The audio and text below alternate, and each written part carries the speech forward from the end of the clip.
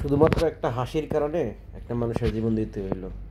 আমরা সবসময় নারী জাতিকে সম্মান করি, মা জাতি সবাই সবসময় সম্মান করি।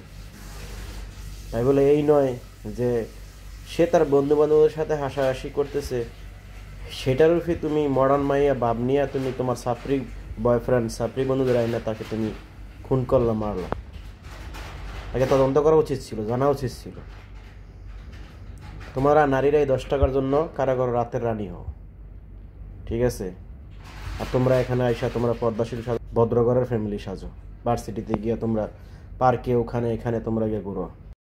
জানি না কার মায়ের সন্তান মারা গেছে, কার মার বুক খালি হয়ে গেছে।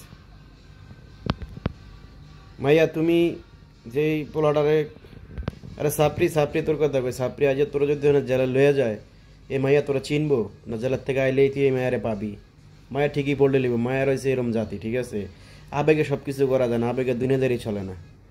আবেগ জিনিস কন্ট্রোল করতে হয়, ঠিক আছে? তো হিরো সাজতে যাওয়ার দরকার ছিল না, তো হিরো সাজার দরকার নাই তো। এখানে আইন আছে, সব কিছু আছে এখানে। এটা তদন্ত করে সঠিক বিচার করা হোক, এই মায়ার সর্বোচ্চ শাস্তি হোক এবং এই পোলারও সর্বোচ্চ শাস্তি হোক।